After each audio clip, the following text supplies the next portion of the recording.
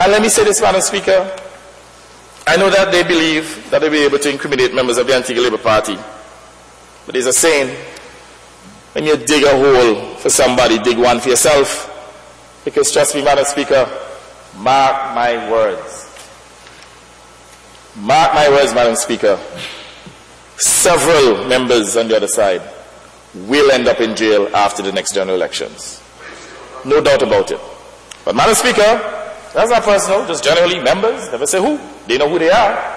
But I want to say, Madam Speaker, you're still maligning the members of this House. Well, that's plural. It's not specific. You're maligning all the members of this House.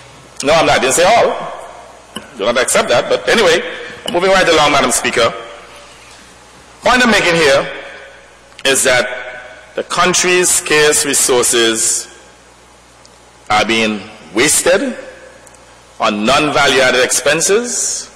Governments are elected to create value for the people, and the UPP has failed and failed miserably in that regard. They use all sorts of little programs, like the school meals program, the school uniform program, to make it look as they're doing well, but it's only $13 million. They speak about paying back pay. Madam Speaker, every single year, there was always an element of back pay in the budget. I recall in 2003, we paid $10 million in back pay. They're making it sound as though back pay is some new, phenomena.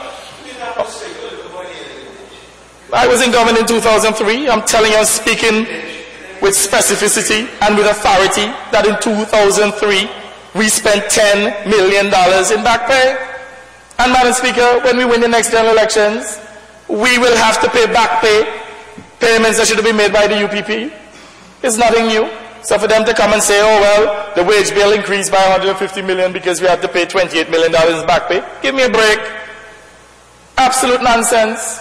What has happened, Madam Speaker, is that they have literally employed more people at higher rates. And let me give an example. Colin Derrick's sister, Madam Speaker, in the Ministry of Finance, making $20,000 a month. That's a fact. I don't care if it's a fact or not. I prefer not to call people's names in here when these people have no right of reply. No problem. I can say this on the radio, and I will say so on the radio too. The point is, that individual, Madam Speaker, is making $20,000 a month. That individual, I said. Let us not repeat. Let's move on. And if I'm lying, Madam Speaker, the member there for Rural East can stand up and say how much that individual is making.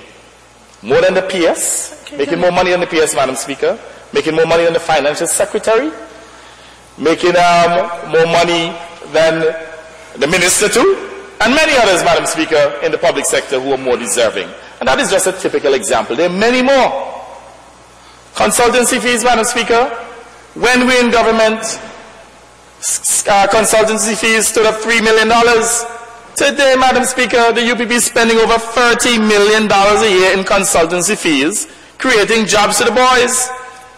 And that is why I can stand here and say to the nation that we will reduce these excesses, these non-value-added expenses, by at least $55 million when we win the next general elections. I couldn't go line by line. I spoke about investigative fees, $8 million last year. We'll spend zilch. That's a saving there of $8 million right there. Miscellaneous fees, they have it at about $16 million. Miscellaneous, Madam Speaker, they're insignificant expenses. Miscellaneous expenses are in excess of $16 million. Even food and beverage, Madam Speaker, the line item for that projected for 2009 was actually quadrupled. Because of all these parties and so on they have all around the place, entertaining, we knew how to conserve. And I want to say that the Antigua Labour Party, on a value-added basis, achieved far more for the people of this country with the $400 million they had. And that was the highest level of revenue, $420 million. The Antigua Labour Party has achieved a greater level of value-added than the UPP has, with twice the amount of revenues.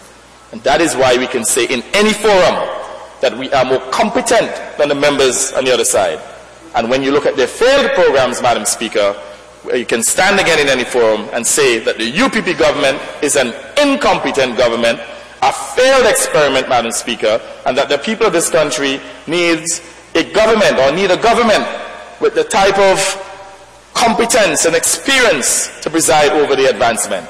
So once again, let me just conclude by stating that the Antigua Labour Party is philosophically opposed to personal income tax, that when we win the next general elections, we will repeal the personal income tax in its entirety, and we will fund it by reducing all the wastage in government.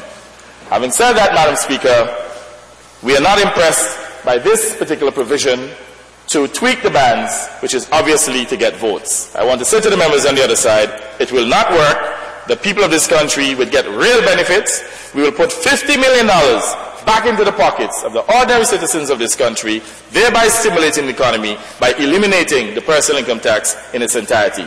I thank you very much, Madam Speaker. Thank you, sir.